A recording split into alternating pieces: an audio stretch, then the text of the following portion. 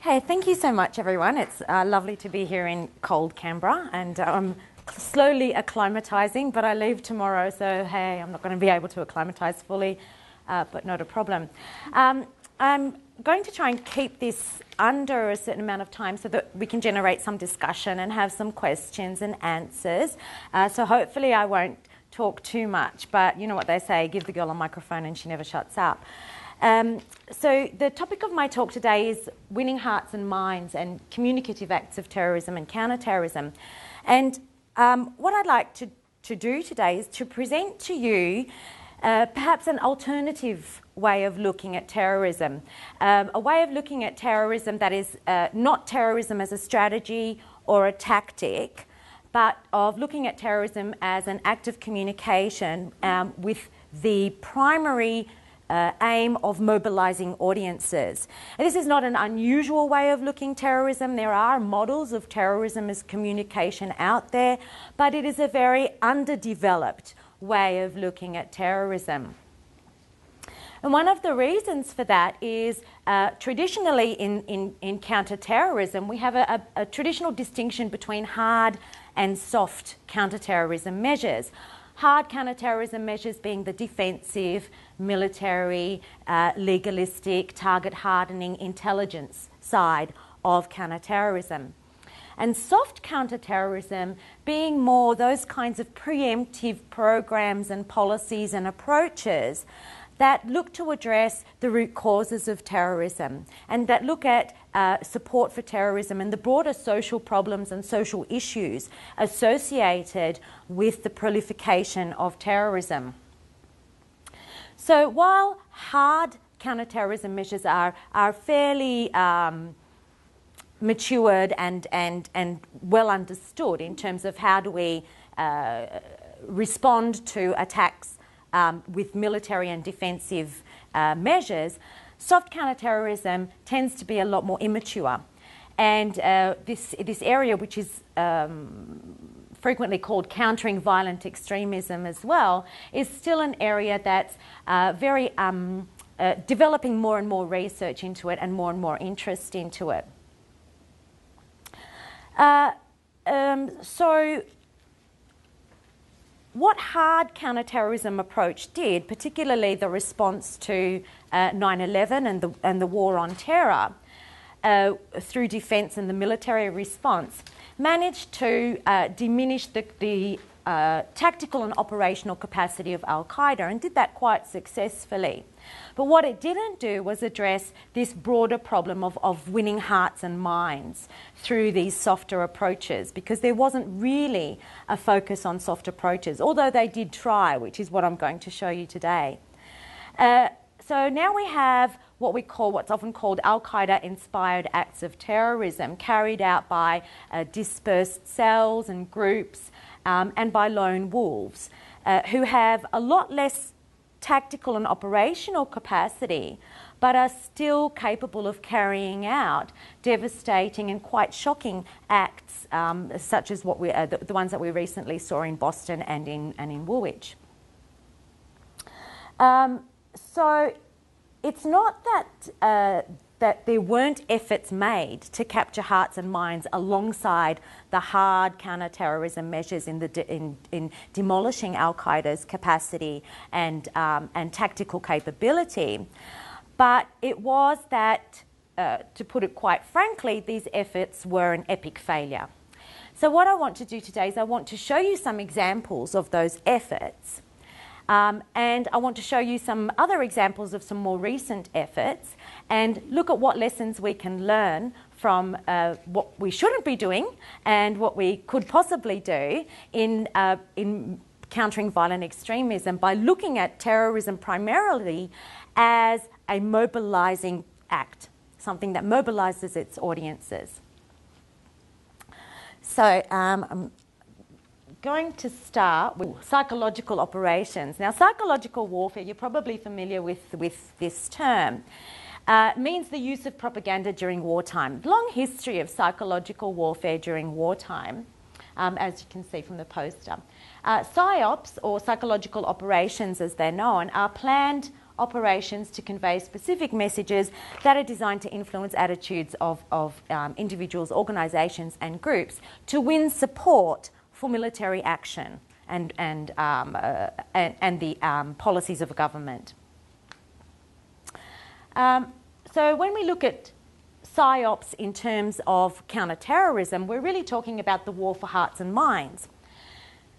And if we want to define the problem, we need to look at terrorism as, there's a lot out there of whether or not terrorism is successful or not. Is terrorism an actual effective means of achieving the goals of terrorists, whether those goals be political change or ideological goals? But an act of terrorism, a particular act of terrorism, can be considered successful if it inspires fear and if it mobilises support. In other words, if it communicates to a particular audience or group of audiences, then it has achieved some measure of success. Okay. Sorry, I'm trying to balance a million things at once. Why don't I put this down here? That makes a lot more sense. Okay. Now, it was the anarchists who first coined the term terrorism is propaganda by the deed. Okay? Meaning that the act of terrorism itself is a way of influencing public opinion and gaining support for the cause. So how does terrorism actually work as a propaganda tool? Well, the act itself, the act of terrorism itself, inspires fear in the victim population. So, for example, the fall of the Twin Towers in 9/11 inspired fear in not just the immediate victim population, but around the world as it was projected onto our screens and we witnessed it live. Then the counteractions that they provoke also inspire fear in the victim population. Okay. I did my research about 5 years ago, and I interviewed 180 people about what they think of terrorism and what their expressions of fear are. And overwhelmingly, a lot of them said that they're actually afraid of the security measures that are in place that after a terrorist attack. That in itself inspires fear. And the third way is that harsh counter actions that collectively punish populations that the terrorists claim to represent actually increase support for their cause. And this is particularly important in Afghanistan because that's the kind of propaganda that the Taliban used to get support from the local population there.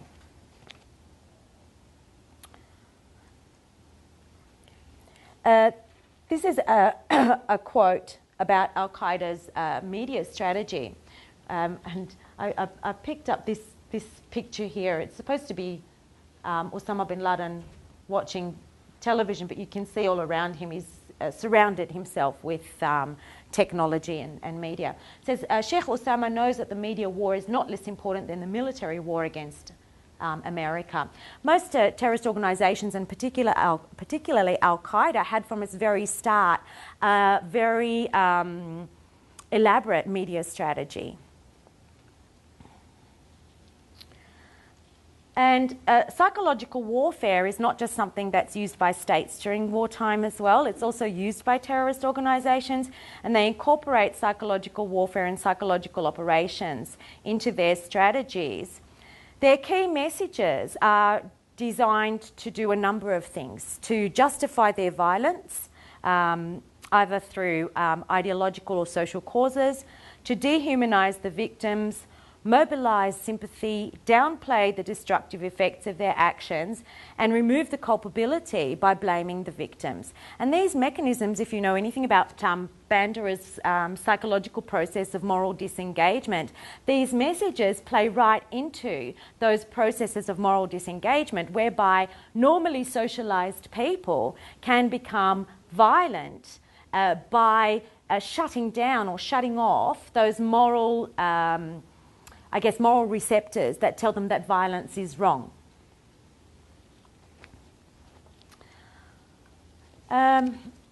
So when the US US and allies went into Afghanistan. As I mentioned, this was hard counter-terrorism, but they didn't completely neglect the soft side of it. There were psychological operations and a strategic communication campaign. They spent millions of dollars on things like leaflets, radio stations, radio broadcasts, a communication campaign that was designed to address two things. The first one was that there was a negative view of the US and the coalition forces, mainly due to what they thought was a lack of knowledge about why the US and allied forces were there.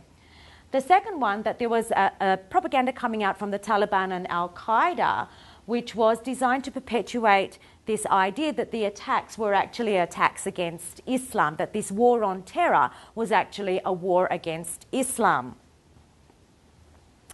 Now, the terminology of the war on terror actually turned out to be very counterproductive. And you'll notice that when Obama gained the presidency, he actually started using the term war on Al-Qaeda and tried to change that terminology of war on terror to war on Al-Qaeda. But I think it was a bit too late then, because the damage had been done. What happened with the war on terror narrative was that the mistake that was made was that it got out of control. They lost control of that narrative. And the narrative actually started being used by Al-Qaeda and the Taliban against the US. Okay. So there's a lesson to be learnt in there about controlling the narratives that we use in counter-terrorism as well. Okay, so let's take a look at an example of terrorist propaganda. This is an example of Taliban propaganda. This was a propaganda video of Private First Class Bo Bergdahl, I think is how you say his surname. He was captured by the Haqqani network in 2009 in the Paktiki province. The video that was released was entitled Video of the American Prisoner. It shows Bergdahl dressed in his combat fatigues, wearing his helmet, not in this particular image, but he was also wearing sunglasses, and his uniform was stripped of all its patches and name tags, as you can see. It was produced by El Emara Studio and released on a Taliban website. In one of these videos, or in this particular video, we're not going to watch the video, that's just the image of it, he recites several Taliban propaganda points, claiming that Western governments are deliberately suppressing casualty numbers of civilians and the soldiers killed, that Taliban fighters and civilians alike are tortured, that the US intentionally and indiscriminately bombs Afghan civilians, and that Afghan detainees are tortured while in custody. And he says that Western governments and leaders, quote, lead us to be killed like animals to the slaughter. So that's the kind of propaganda that was used by the Taliban and Al-Qaeda during the Afghan war. In response to that then, the American and Allied strategic communication campaign and psychological operation tried to do a number of things. They distributed millions of leaflets throughout the provinces in Afghanistan. The leaflets did four things. They were targeting four different things. One of them was to target public support for the Taliban, and these included reward posters. Target the enemy, which they classified as Taliban fighters and foreign fighters, Al-Qaeda fighters, Arab Mujahideen coming into Afghanistan to fight. They target the public perception of the US and its action. And they could also be educative or informative with the secondary purpose of improving public perceptions of the US. Okay, so let's take a look at some of these leaflets that were distributed. And what I want you to do is, as you look at these, I want you to try and imagine yourself as somebody from Afghanistan living in the provinces, and maybe you're walking down the street or something and you find this leaflet. Okay, first point to make is that anybody know the literacy rates in Afghanistan? Very low, okay? Particularly outside the urban areas and in the provinces. Highly unlikely that 95% of the population there would be able to read what this says. Okay? This one actually says, drive out the foreign terrorists. So it's designed to target or define the terrorists as Arab Mujahideen, not necessarily local people. This is another one. Lots of writing on this. Again, remember, they are targeting a population with extremely low literacy rates. Now, if you have a look at this, you know, obviously it's Bin Laden. On the top there, there's Zawahiri. But, you know, I look at this photo of Bin Laden. He doesn't really look evil, does he? Like, he actually looks quite, you know, almost peaceful in this. He's not holding a gun. He doesn't. It's not a very threatening photo, I don't think. And I think that you know, I come from Egypt. So I come from an Arab country, and to me, he kind of just looks like a devout Muslim, not really as a threatening figure. But this particular one, I'll translate for you, says, terrorists are those people who do not care about your family or your life. They are traitors. Why do you let these people take your brothers away to fight when they do not know why they are fighting or what they are fighting for? This is another one. This is a real beauty. I like this one. This is supposed to target public perception of the US. And if really, you know, if you just looked at the images and you didn't understand the writing, you might actually think that it's, you know, the US taking over the mosques. We're coming, you know, we're gonna dominate you. But it actually says, the top one is the front of the cover, and it says, Muslims in the US worship freely. This is down the bottom, that's a picture of the Islamic Center of the Long Island Mosque, and it says there are more than 7 million Muslims and 1,200 mosques in the US. Okay? Now, while it's informative and you know, possibly interesting, the purpose is completely lost on the population there. It's like answering a question that was never asked. You know, there was no the reasoning behind leaflets like this that say, you know, oh, you know, you can worship freely in the US, and we've got lots of Muslims here, and we treat them quite nicely. The reasoning behind that is really quite perplexing in the context of, you know, in another context it might be quite interesting and useful, but in this particular context, quite perplexing. This one simply says the Coalition of the United Nations is here to help.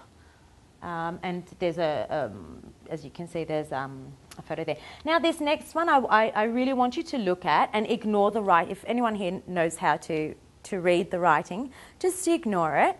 And just, again, think about if you were an Afghani male and you were walking down the street in the provinces and you couldn't read or write, and you picked up one of these leaflets, what might you think? If it was me, I would think this is telling me to go and whip some women and make sure that they're dressed appropriately. If that was me, I would think that that would be telling me a particular way of to behave. Because from looking at that, I don't know what the source is. So I might think that they're telling me to actually go do this. The actual wording there says, is this the future you want for your women and children? Okay. But again, a really ill-conceived use of a visual, a lack of understanding of the context, and inappropriate medium, written language for a predominantly illiterate audience. Okay. And here's a picture of someone who's picked it up and is going to go do what it says now. Okay. Sorry, I'll just turn the page so I know where I'm at. And I'll just, here are a few others that you can sink your teeth into. These ones were more about uniting, getting support for the new government that was there. But, you know, I think there's general consensus that this particular psychological operations was an epic failure. And there are several reasons for that, as we can see. It's not contextually relevant. There was no knowledge of the local audience that it was supposed to target. The medium was all wrong. The images were all wrong. And the concepts behind them were wrong for that context. Okay. Yes, it's all well and good to try and improve America's perception in the Arab world by saying, you know, yeah, Muslims live here and they worship freely and all of that, but not in this particular context. To be honest, people in the Arab world know that Arab Americans, Arabs who migrate to America and Australia, have a good life. They know that. Most of them want to migrate to Australia and America. That's what they want to do. We don't need to tell them that. It's a question that doesn't need answering, and a question that's not asked as well. Okay, so there's an example of what not to do. I'm going to have a look now at some other kinds of examples that actually come out of the Arab world. So these ones were designed in the US to target the Arab world. The ones that we're going to look at now are actually designed in the Arab world for an Arab market, and you'll see the differences between the two. These ones that we're going to look at actually come under social marketing, and social marketing is most commonly applied to campaigns to influence behaviour change. So stop smoking, get 30 minutes of exercise every day, those kinds of things. But it's also been applied to campaigns targeting support for terrorism. And quite interestingly, one of the first social marketing campaigns to target support for terrorism was developed in Egypt way back in the 1990s. And the campaign was Egypt for Egyptians. So it was about unifying Egyptians through national pride to counter support for terrorism. And what I find really interesting is that a lot of these campaigns are done by governments in countries like Iraq, Pakistan and Saudi Arabia. We're going to look at the Iraq one and the Pakistani one now. But the other interesting thing is the failure of Western countries, of Australia, the US, the UK, to develop something similar. Okay? And I think there's a real need to develop something similar too. Okay, so there are 4 categories of social marketing campaigns in the Middle East. Some of them target public support for terrorism. Most of them actually target public support for terrorism. Some of them target public perception of the US, and they're mostly public diplomacy campaigns of the US, which again have some mistakes that we can learn from in them. Some of them target public perception of terrorist ideologies, so terror has no religion, I'm Muslim and I don't believe in terrorism, those kinds of things. And then others target nationalist, loyalist traditions. So for example, the Iraqi campaign. Now you know the situation in Iraq, it's religiously divided between Shia and Sunni. So they tend to target the religious ideology of terrorism campaigns. But they also draw on some nationalist ideologies, nationalist feelings as well. So they say, you know, are you Sunni or are you Shiite? No, you're Iraqi. So try and unite people on the nationalist front as well. The ones in Saudi Arabia target loyalty to the monarchy. Okay? Now that's something that wouldn't work in Iraq, but it works in Saudi Arabia.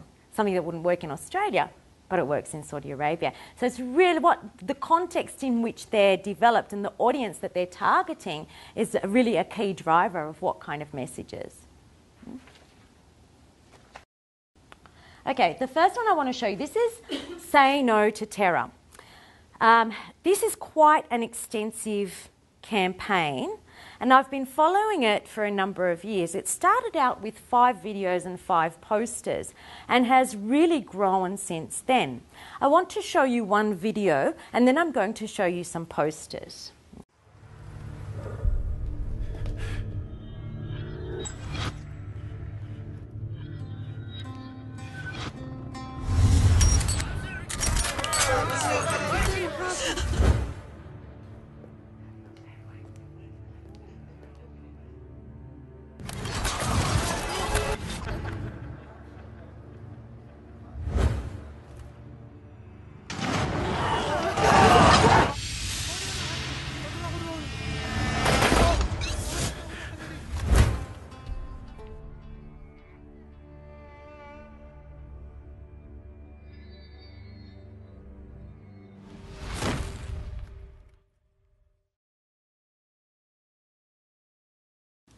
I'll show you this. This is another one by the same, since we have some time. Do we have some time?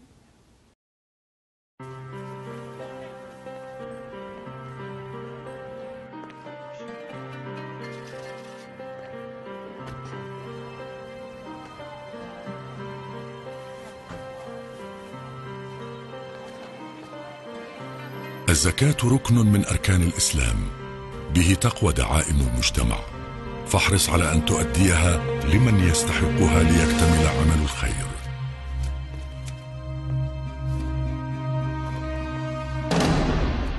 حتى لا تنتهي زكاتك في يد المفسدين في الأرض.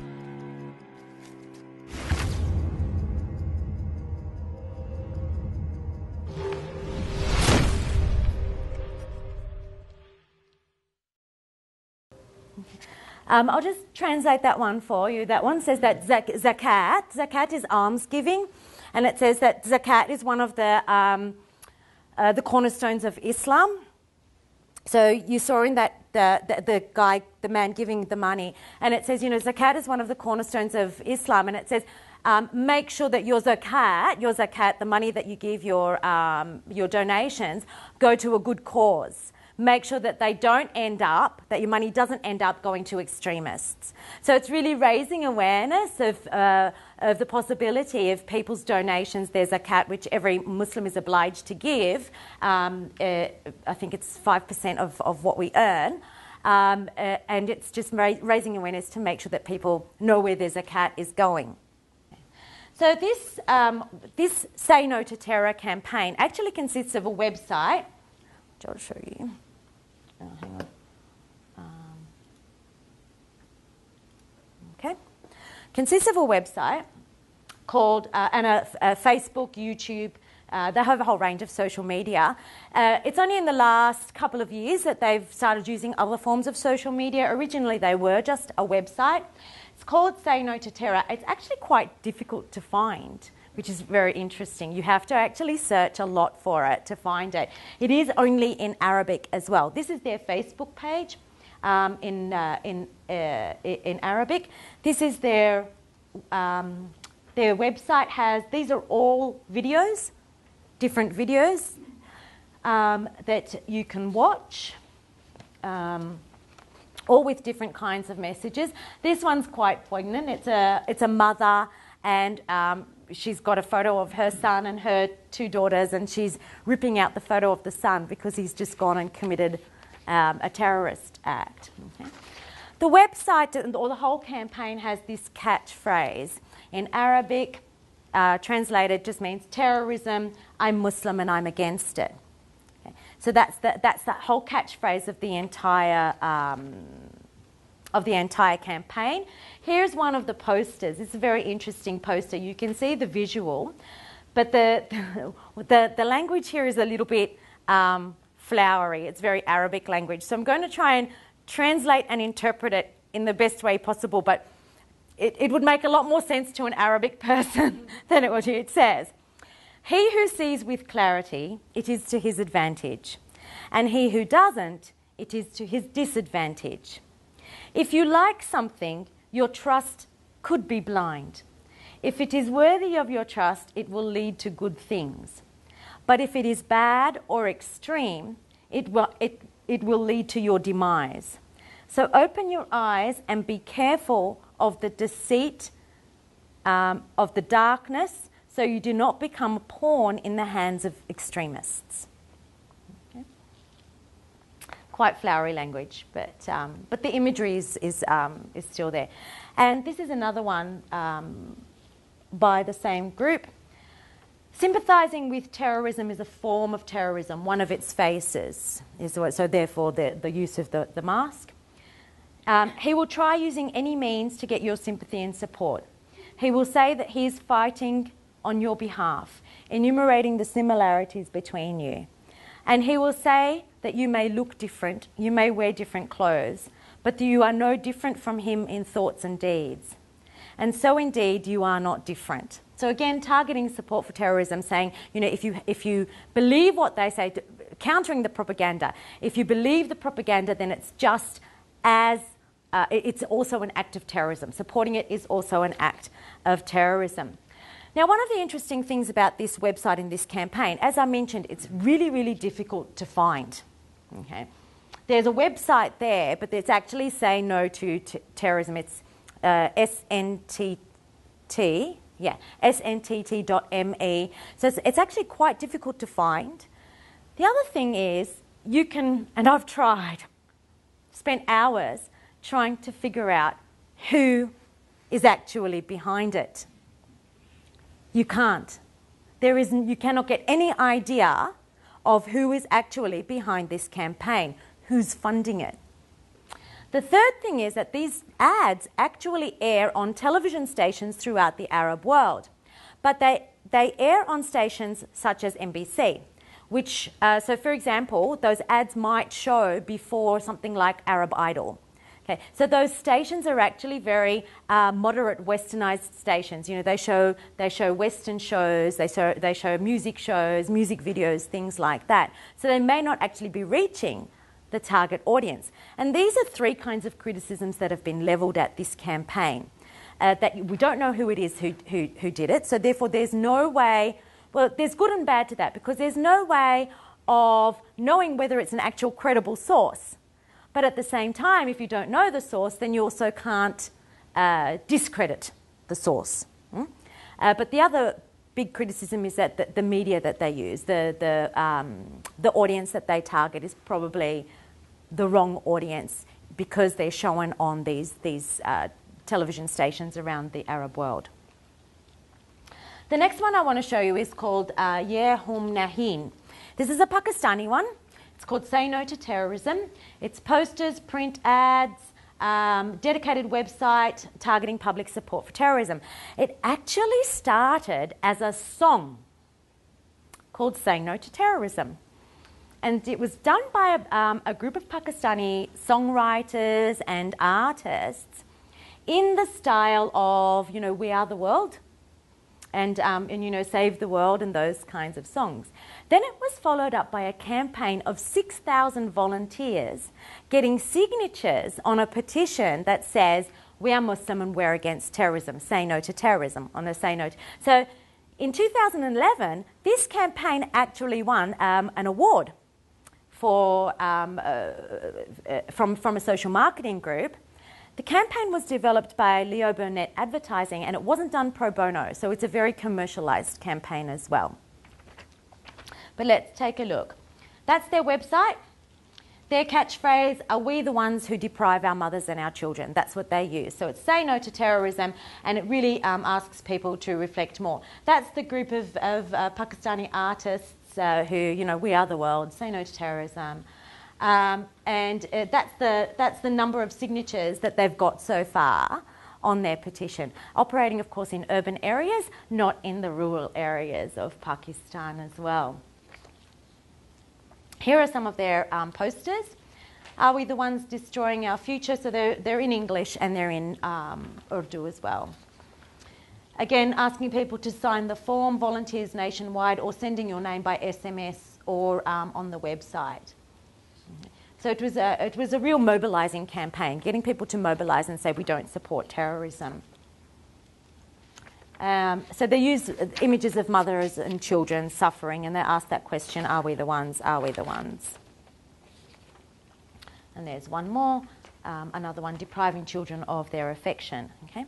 Apart from those, from the US side, there are the US public diplomacy campaigns. There was the Cairo speech by President Obama, which promised a lot but has now been criticised because it actually didn't deliver on a lot, but has been praised for the symbolic significance of him going to Cairo and addressing people at Cairo University. And I love that picture. This is there was an information campaign by the US government through its public diplomacy initiative to provide information about terrorism throughout the Arab world. Okay, so just how successful are these campaigns? Well, there's no effective or no known evaluation of any of these social marketing campaigns. In any case, social marketing campaigns are really difficult to evaluate in the short term. You really need to look at long-term behaviour change.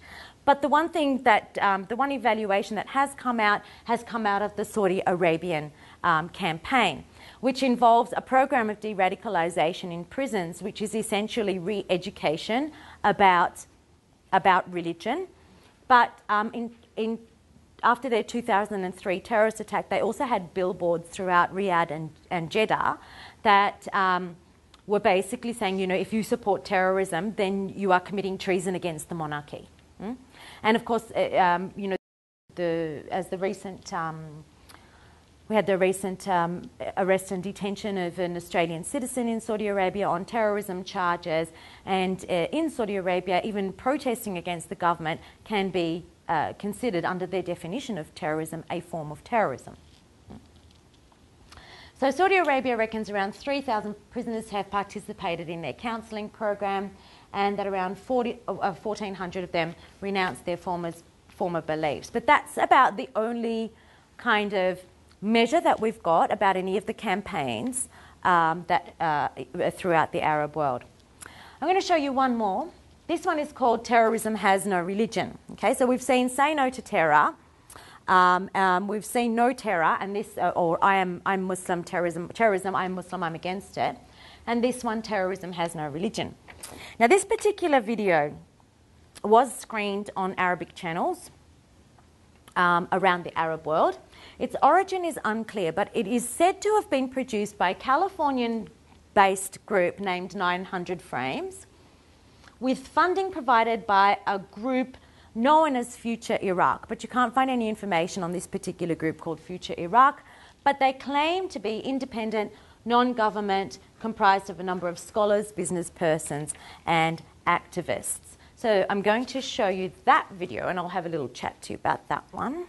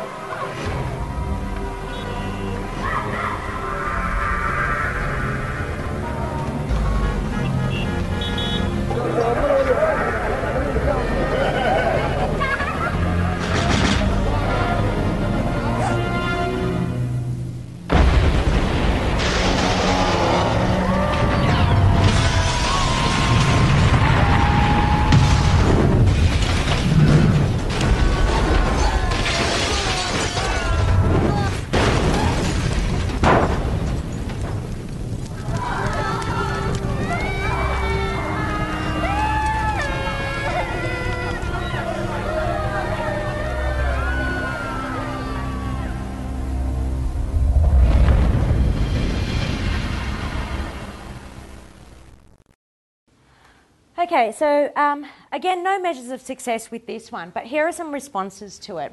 Lawrence Pintack of the American University in Cairo, who runs the Adham Center for Television Journalism, which is incidentally where I graduated from, he says that when this kind of advertisement is sandwiched between footage of Lebanon and Iraq, it's going to fall on deaf ears.